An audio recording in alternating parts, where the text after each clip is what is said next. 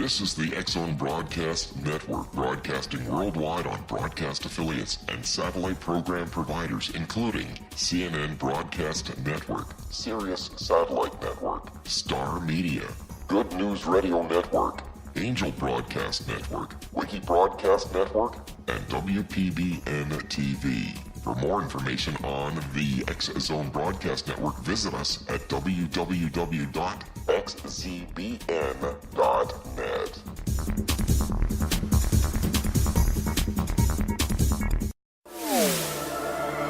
The X-Zone Radio Show with Rob McConnell is largely an opinion talk show.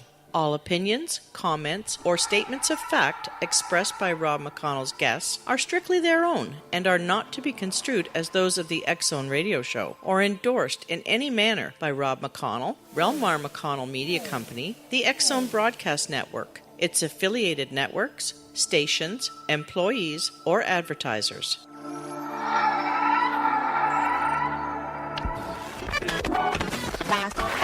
All Hit Radio.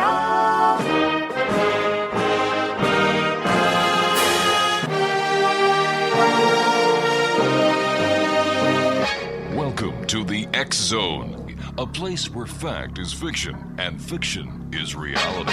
Now, here's your host, Rob McConnell.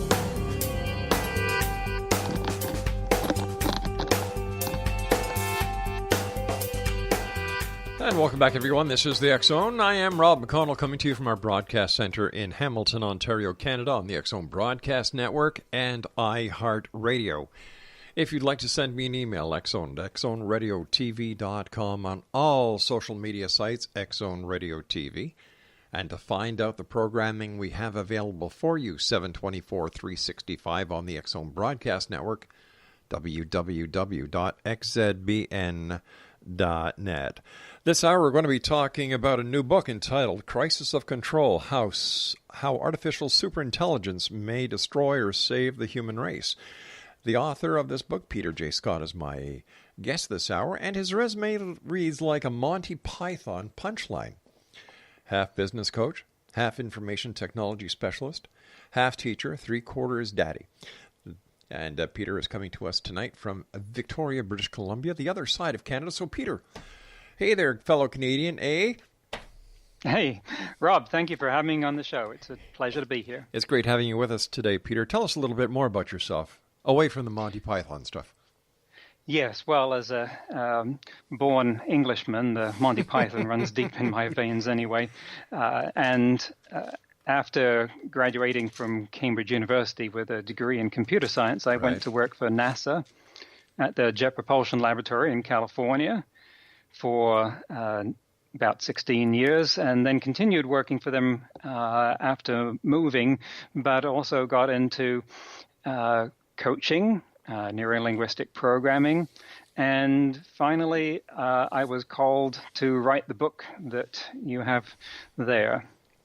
And we're talking about Crisis of Control, How Artificial Superintelligence May Destroy or Save the Human Race. A lot in the news these days about artificial intelligence and how there are some who believe that you can actually transfer consciousness into supercomputers to have everlasting life. What is your take on that as a computer specialist and expert?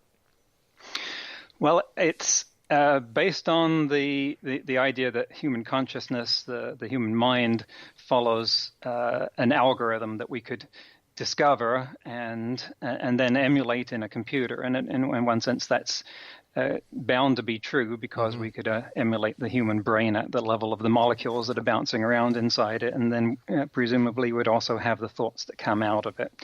That's easier said than done, and this is likely to be quite a while before we get there because it's fiendishly difficult to model the human brain at the moment, and no one really knows what's going on inside it. Right. But in principle, this will happen one day. Ray Kurzweil thinks it's going to happen around 2100, if not sooner.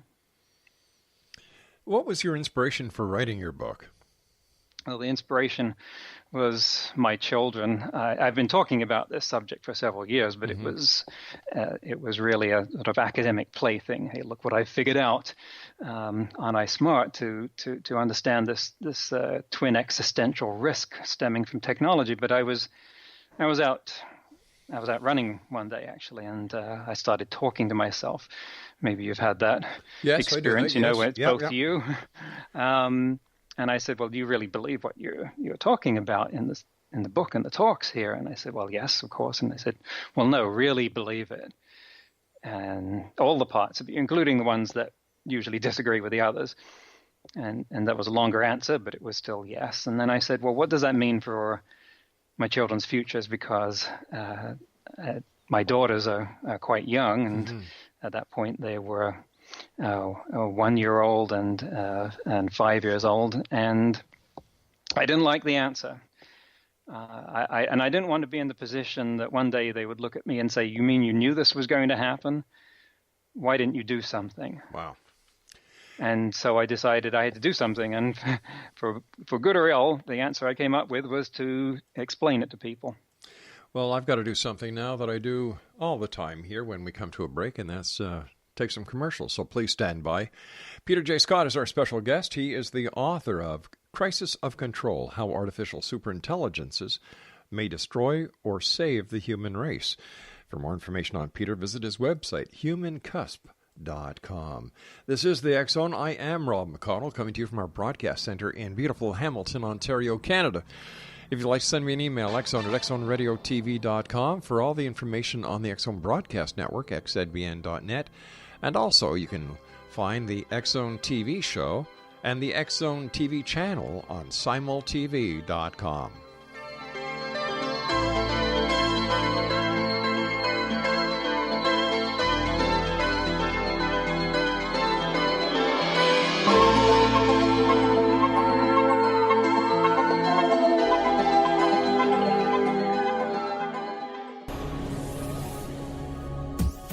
This is the X Zone Broadcast Network, broadcasting worldwide on broadcast affiliates and satellite program providers, including CNN Broadcast Network, Sirius Satellite Network, Star Media, Good News Radio Network, Angel Broadcast Network, Wiki Broadcast Network, and WPBN TV. For more information on the X Zone Broadcast Network, visit us at www.xzbn.net.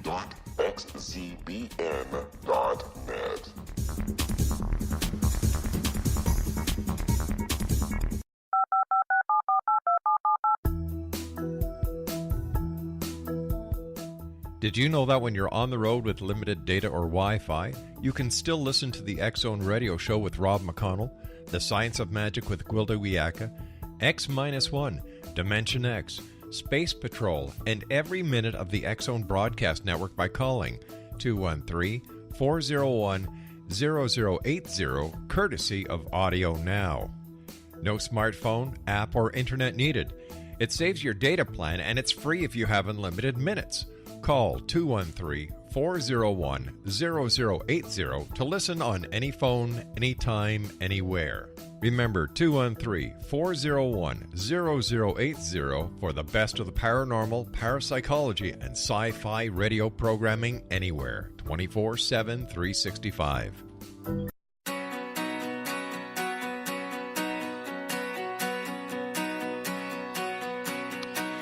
And welcome back, one and all. Peter J. Scott is my special guest. He is the author of Crisis of Control, How Artificial Superintelligences May Destroy or Save the Human Race. His website, www.humancusp.com. Peter, are we on the brink of a new revelation? I think that this is something on the scale of the agricultural revolution, the industrial revolution, and the information revolution. I think we have the potential to be entering something that is at right angles to the direction that we've been going, as all of those were. And I think of it as the human revolution, where we have to come to grips with what it means to be human in a world where we could be outclassed at what we think we may be best at, which is thinking. Yeah. You know, there's a few movies on the little screen right now where computers take over the world, and, you know, we become the slaves to the computers. How realistic is that? There are a number of scenarios that are worth worrying about in the sense that they are things we ought to start doing something about now to make sure that they don't happen.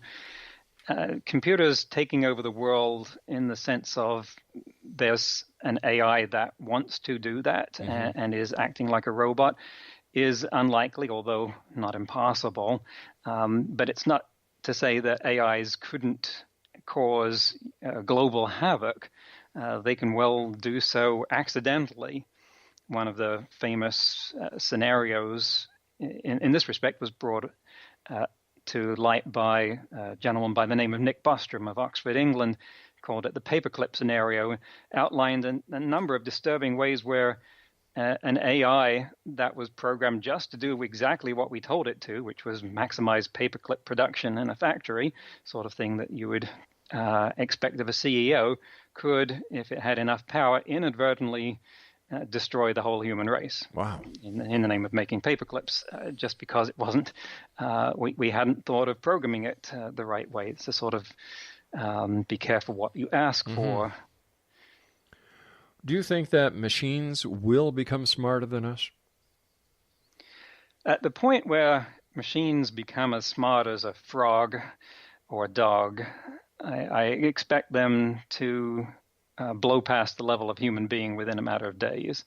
We just don't know what's on the other side of that because we can't imagine what it would be like for something to be thousands of times more intelligent than us. There is no one on the planet like that. But that's a human conceit. That's not to say that it's impossible. And when confronted with something that has that level of intelligence, and realize that we would be incredibly slow to it and getting slower all the time from its perspective, then you start asking a lot of questions that previously have only been left to philosophers. Are there any checks and balances in place to make sure that we actually don't create a monster that we can't put back into the can? Not enough is the quick answer to that. There was a meeting earlier this year in Asilomar, which was between AI experts, and produced something called the Asilomar Principles, which you can look up online, and 23 principles for the ethical development of AI that actually go far enough to say useful things about how we should develop AI so that it doesn't accidentally destroy the human race. And you would expect that people working in the field would sign on to these fairly readily, but not necessarily universally, and not in industries where they have higher priorities, say the military or big finance, and they've got goals that are not traditionally constrained by wanting to be as altruistic as possible. And then we run the risk that an AI created in that field could have bugs that could cause it to behave in ways that we don't like. And one of the features of AIs at this level is that they will be able to replicate, they will be able to improve how they learn. We won't get to that level of intelligence unless we have created something that knows how to teach itself to think better. Go ahead. I was just going to say, everyone today has an iPhone or an iPad, computers, smart TVs, smart cars, in my opinion, make stupid drivers, but that's for another show. Smartphones. Is this a testing ground by the powers to be when it comes to advancing supercomputers, how the human race will adapt to these units? Well, it feels like that, judging by the amount of time that I feel compelled to spend at mine. There will come a point when devices that ubiquitous, that common, will have the power of the human brain. Ray Kurzweil, again, a futurist and one of the few people willing to stick his neck out and put numbers on this sort of thing, predicts that we will have the power of the human brain in something as ubiquitous as an iPhone by 2029, the question then becomes, will we have the software to run a human brain on it? Because right now you could hook up quite a few devices that had iPhone power for, granted, a lot more cost. But if you wanted to get a human brain in a computer, then you could do it, and that might well be worth thousands or even millions of dollars. We're not there yet, but it's probably because we haven't yet figured out the code more than a lack of hardware. It would be, when you look at the advances of the commercial computer since, 1960 something, 1972. When the Apple came out, 64K was the big thing. Wow, the first hard drive was a 5 megabyte. Oh, my God. And then 20 megabyte was the internal. Now you're talking terabytes. And we're just talking years. And I'm sure that the computer industry is further ahead, but they just haven't released it. They're waiting for everybody to catch up. As somebody in the industry, what do you see the future look like? It is incredibly hard to predict the effects of exponential growth. People laugh when I pull out my iPhone because it's a 3GS. Mm-hmm. It means it's more than 8 years old. And yet even that device has more power in it than all of NASA did in every computer, in every building, in every facility they had at the time of the moon landings. That's right, yeah. So it's enough for me at the moment, actually. And yet exponential growth means that this performance doubles every 18 months or so. And when you double something that often, that many times, since at least the beginning of transistorization, and you can track it back further than that if you accept mechanical analogs, then you're going to get a revolution. How can you not? You can now get software on your iPhone for $2 for an app that does things that you would have paid $20,000 for not that long ago. Exactly. And so we have to expect that this is going to precipitate radical change. Radical, by definition, means most people aren't going to know what that is until it slaps them upside the head. But what about the risk of these computers falling to power failures? What happens? People talk about nuclear war, and I'm talking. My biggest fear is the electromagnetic pulse, because that knocks out your electricity, that knocks out everything, and my God, what would people do without their iPhones, without their computers, without their satellite technology, without the electronics and the electric motors that would be gone? Yes. Well, I'm of an age where I can remember what that was like quite well. And as much as I might like to think, well, we'd be all right, it would be, of course, catastrophic, because we've taken so many processes that used to work without those things and made them utterly dependent upon those things. So hospitals would be generously back in the Victorian era, and probably most of civilization would not be functioning at all in a case like that, except for whatever the military has hardened against such cases.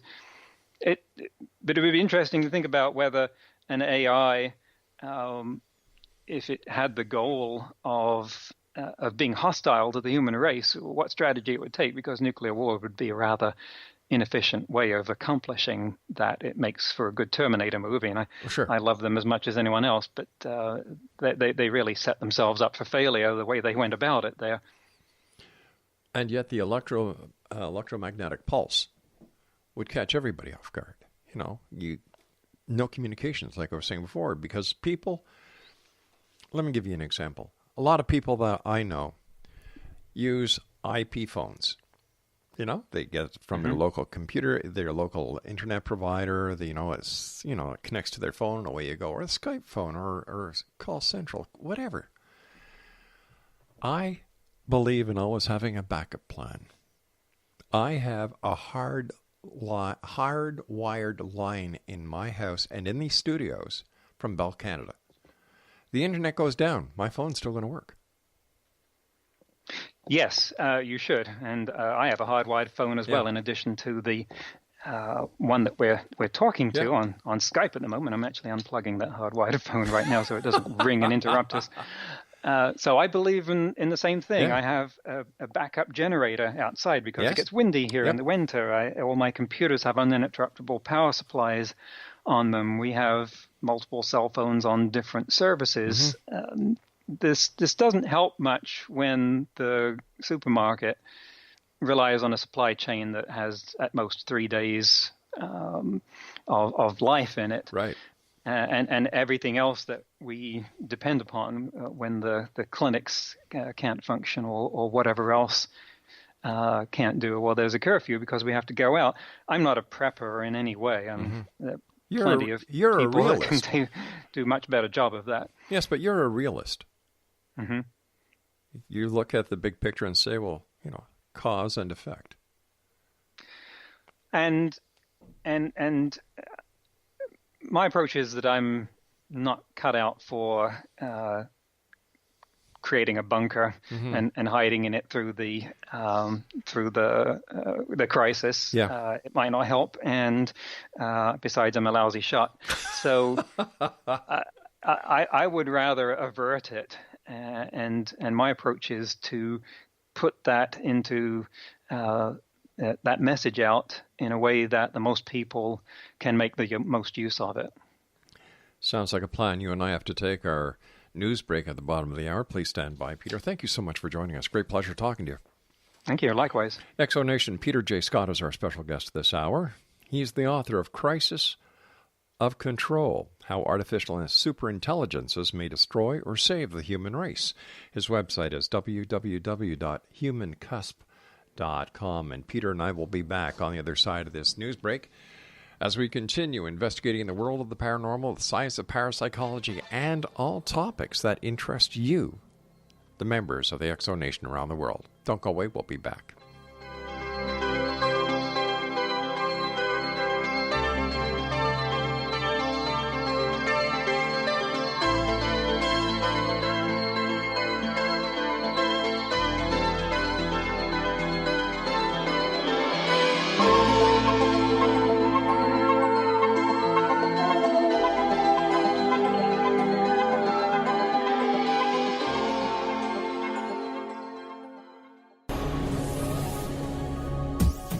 This is the X-Zone Broadcast Network, broadcasting worldwide on broadcast affiliates and satellite program providers, including CNN Broadcast Network, Sirius Satellite Network, Star Media, Good News Radio Network, Angel Broadcast Network, Wiki Broadcast Network, and WPBN TV. For more information on the X-Zone Broadcast Network, visit us at www.xzbn.net.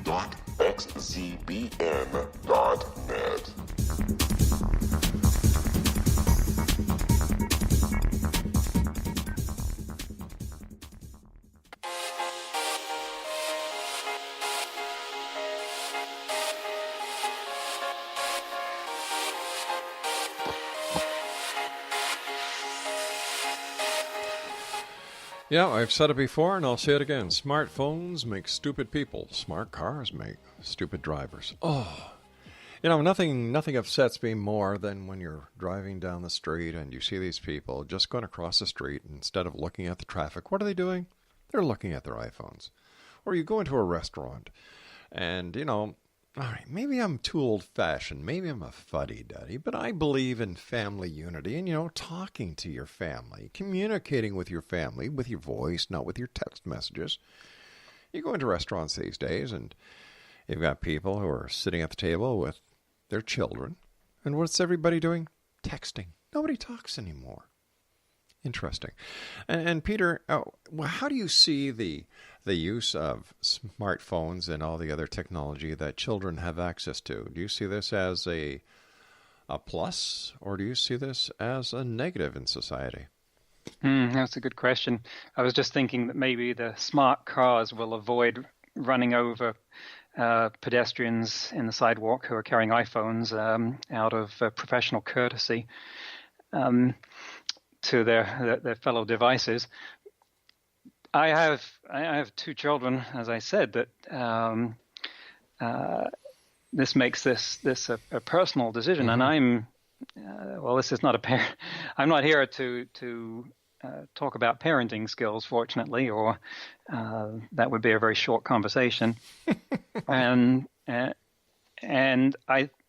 think that there must be an evolution of this. We know that there will be a revolution in the way that humanity relates to its computers. Yeah. And hopefully that will be something that isn't terminated by the end or relevancy of the human race. And that will be some kind of symbiosis. I just hope and pray that it's a better one than what we have right now, because being glued to a cell phone, as you say, doesn't make for crossing the street very easily, and has hosts of other problems like neck muscles and attention span and addiction. It's been demonstrated that it robs having a smartphone in your pocket robs you of part of your intelligence, even if you're not looking at it. Just the fact that that you know that it's there does that. I don't like that a bit either. But they are here to stay. So somewhere down this road, I would like to believe that we have a way of interacting with computers that is more human than what we've achieved so far. I have a problem with the educational system today, because if our children have access to these smartphones and computers, why do we need schools? Because if you've got, once again, if you've got a question, the child has the answer in his hand. Why does he? We haven't learned how to make a computerized teacher yet, and I'm in no hurry to see that happen. I've seen schools where they allow the children to have devices and encourage it. It doesn't happen at my daughter's school, fortunately. When they get into high school, I'm not sure what's going to happen. But I think in the future, we can anticipate that there will be radically different ways of communicating with computers. We can see the harbingers of that with Elon Musk's Neuralink effort. It's very clear what Elon Musk's priorities are. And the only reason for him to get into something in that field at this point, with as much energy as he's putting into going to Mars and digging tunnels and putting out electric smart cars, is what he says about the future of the human race versus artificial intelligence, that we will need to be able to communicate with it better than we can right now, which is going to be extremely slowly as from the AI point of view. But are we going to need to escape from AI? And if so, can we just pull out the plug? I would like to escape from technology, having it be such a part of my work day to day. There are times when I look forward to those moments and times without it. I need to spend more of that. But pulling out the plug sounds like an easy answer to the problem, and quite a few people have said that. Well, it can't be an issue of AIs getting away from us because we'll just unplug them. And I'm afraid it's just not that easy. They don't look like robots or a device sitting in the corner where there's a wire, you pull it out, like on the Star Trek episode, The Ultimate Computer, where there was a wire, you unplug it, but it wouldn't let them. Well, it's harder than that too, because these programs will reside in the cloud. You just literally don't know where they are. I doubt even Apple has a good enough idea of where Siri is, and they could probably shut it down. They would have enough control of that. But if something gets out into the network and starts hopping around the cloud at its own whim, we won't have a clue where it is. You would have to unplug every device in the world to have a hope of doing that. I think a good demonstration of this would be the movie 2001: Space Odyssey with HAL, the computer. They tried to unplug HAL.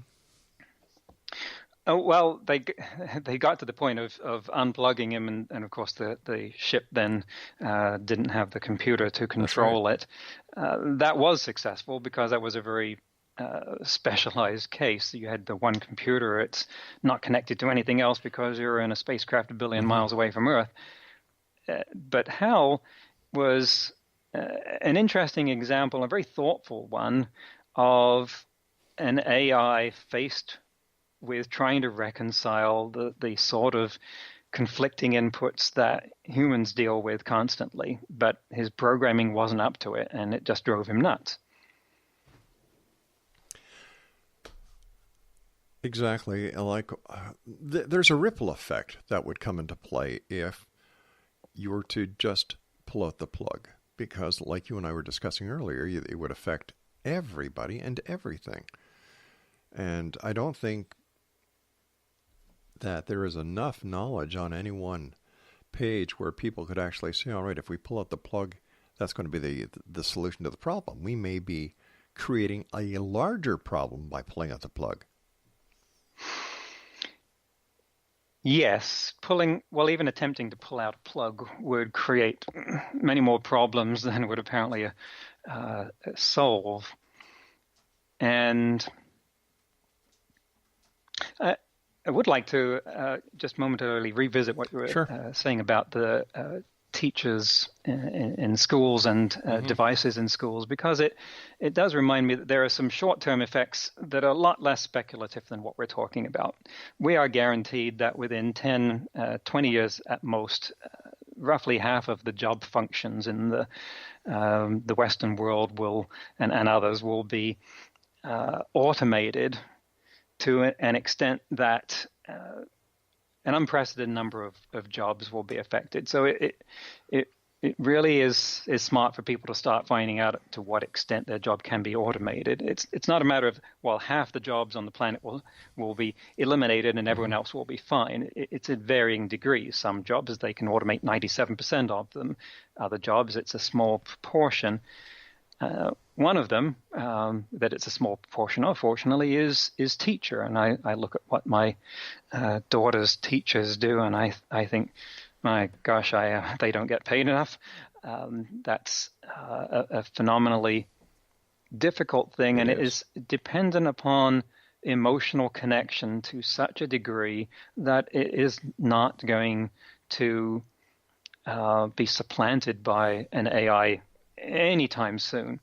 And maybe that will lead to a point where there's a renaissance, a resurgence in teaching positions, because it is one of those things that will be left that there will then be more competition for, perhaps, and maybe finally teachers will get the recognition and due that they deserve.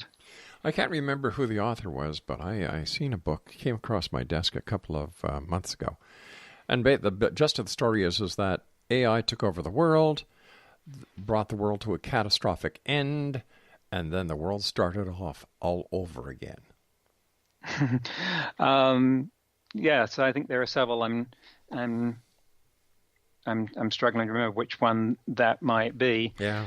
But would we want to start off all over again? It depends how far we're going back. If it's 100 years, that's one thing. If it's 1,000,000 years, that's a different proposition. I don't want to go back that far. Oh, no, neither do I, because I don't think I could stay up that late anymore. Yeah. We talked about AI and emotions, but what about ethics?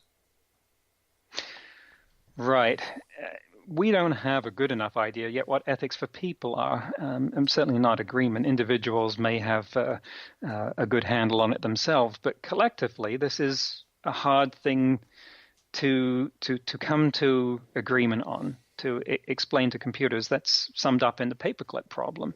How do you create something with that goal and make sure that it doesn't take off in the wrong direction somewhere and do that? Isaac Asimov, many years ago, came up with the first ethics for robots. There's 3 laws of robotics. And for anyone who hasn't heard those, they're briefly, first law is that a robot may not harm a human being or through inaction cause a human being to come to harm. And secondly, a robot must follow the orders given to it by a human being except where they conflict with the first law. And thirdly, a robot must protect its own existence unless that conflicts with the first or second law. On the face of it, that's a great start for ethics for computers. Unfortunately, Asimov himself pointed out in many stories just how many loopholes there were in those that would cause problems. Substitute AI for robot, and we have the same situation. All right, we've talked about the negative aspects, just some of the negative aspects.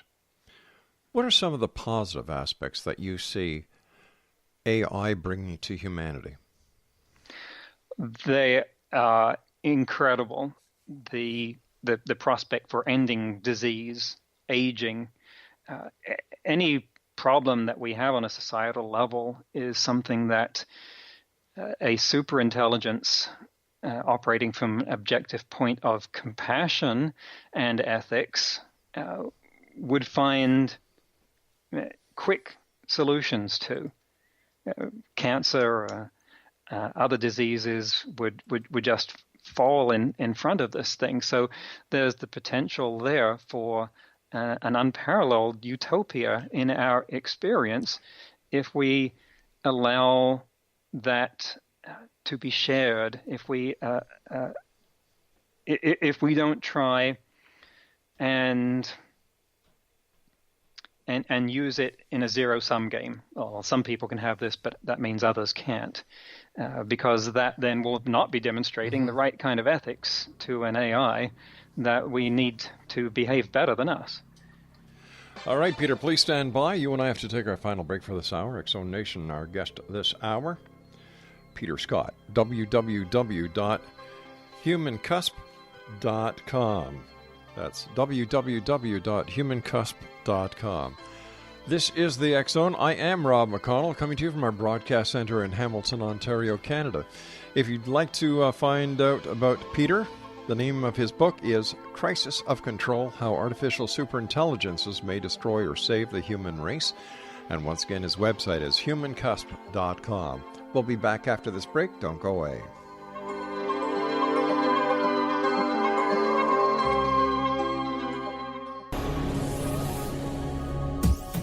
This is the X-Zone Broadcast Network, broadcasting worldwide on broadcast affiliates and satellite program providers, including CNN Broadcast Network, Sirius Satellite Network, Star Media, Good News Radio Network, Angel Broadcast Network, Wiki Broadcast Network, and WPBN TV. For more information on the X-Zone Broadcast Network, visit us at www.xzbn.net.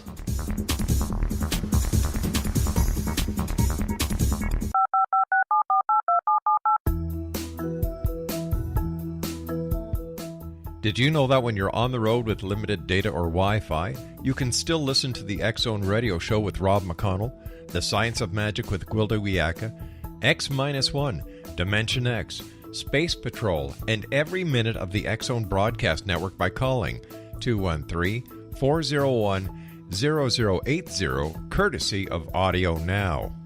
No smartphone, app, or internet needed.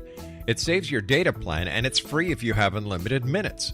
Call 213-401-0080 to listen on any phone, anytime, anywhere.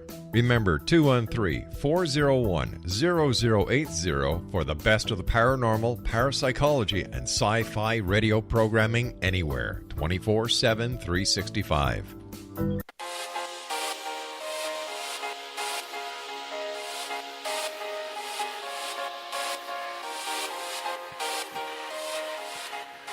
Welcome back, everyone. Peter J. Scott is our special guest this hour, www.humancusp.com, and Peter is the author of a new book, Crisis of Control: How Artificial Superintelligences May Destroy or Save the Human Race. Once again, his website is www.humancusp.com. Peter, first of all, I want to thank you so much for joining us tonight. It's been a great pleasure having you on the show. But I have to ask you this. Before we went to the break, we were talking about the advantages of artificial intelligence. And you gave the example about curing diseases, cancer, for example.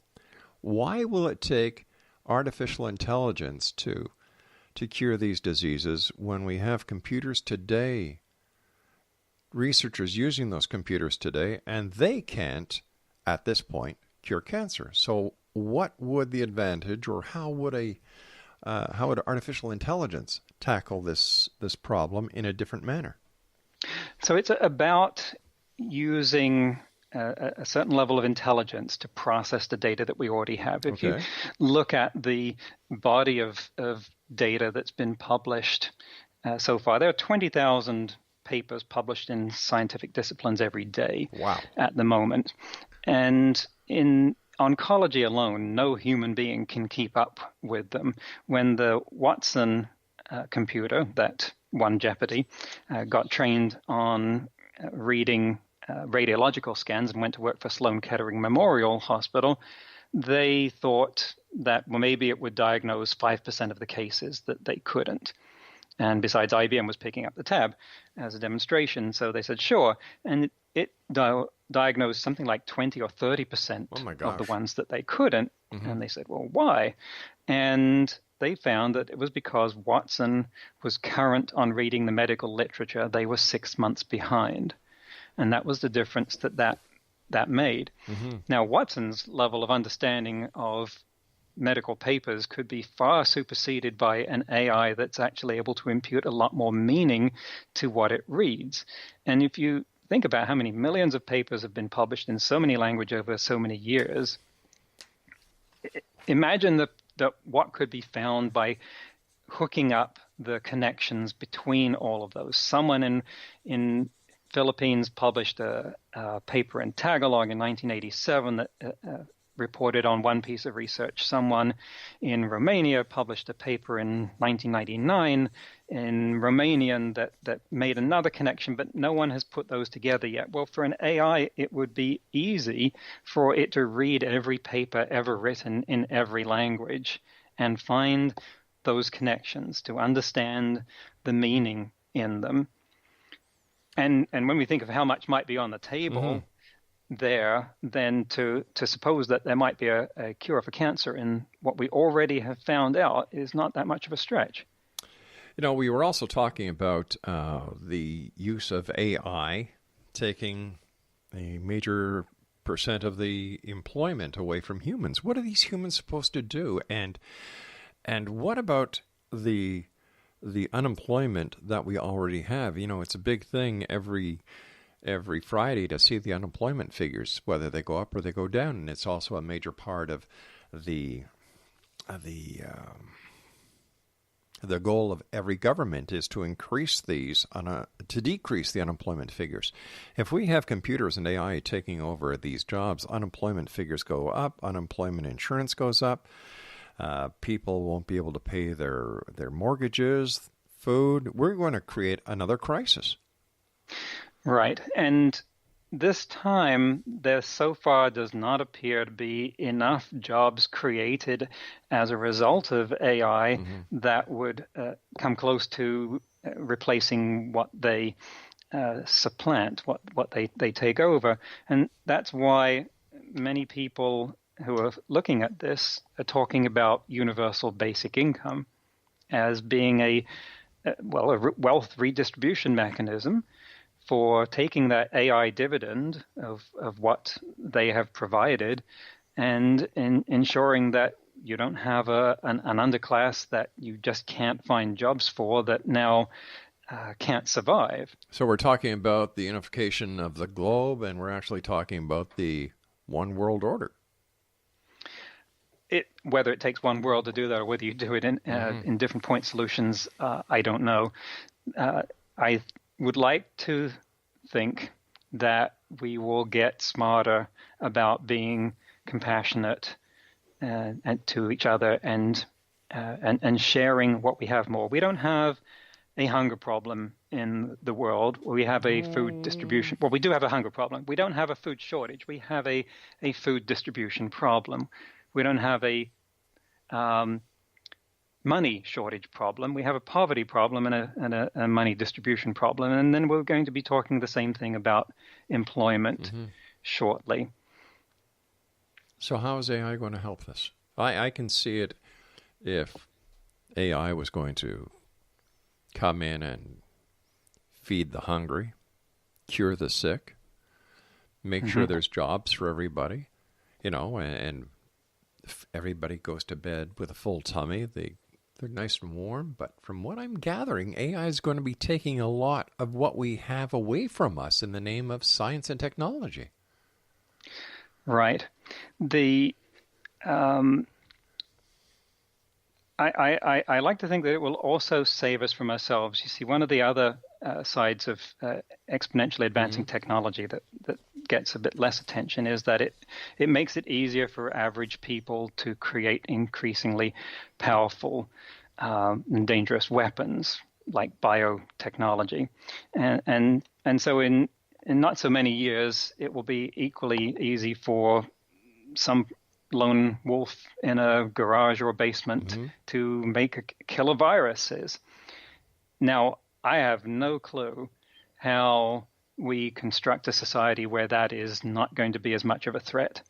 But if we have the assistance of a large number of intelligent or super intelligent AIs that are on our side, and we have demonstrated to them the compassion that makes them our partners, well, I'm a lot more optimistic that they will find a way for doing that works for us. And that will lead us to a human revolution where we focus not as we did before on agriculture or industry or technology, but on the human heart. Okay. People complain now about Big Brother watching them. What's going to happen with AI? AI will know everything, and you won't be able to voice your opinion that Big Brother is watching because it'll be part of society. How is society going to adapt to that? It certainly depends on which part of society, although I chafe at this as well. I come from England, and Britain is a nation that has certainly embraced the closed-circuit TV camera. Yes. You just cannot move in London without being on multiple ones of them. And that's their approach to the solving societal problems of crime in any guise is to survey the heck out of the population. And we are moving in that direction more and more with camera surveillance and also what the NSA and Google and Facebook collect on us. Sure.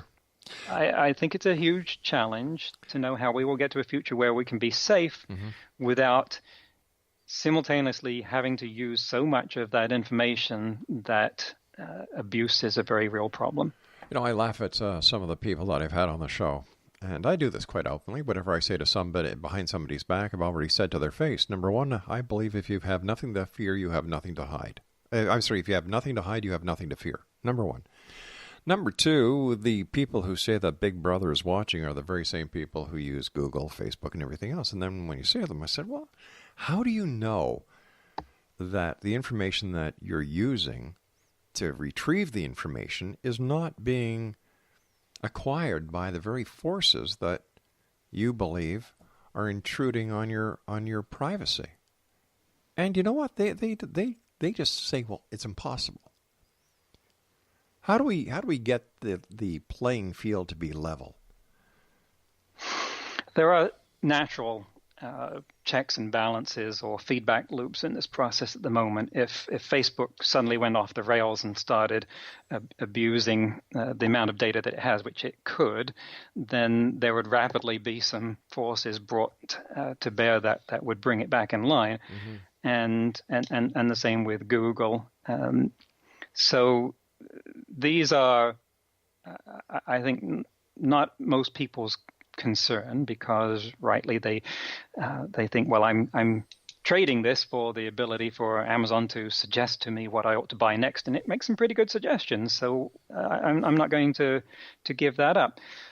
The risk is that down the road, some AI that is less ethical and far more powerful has a mood swing that, by the time we have corrected it, has done far more damage than we would like to have seen.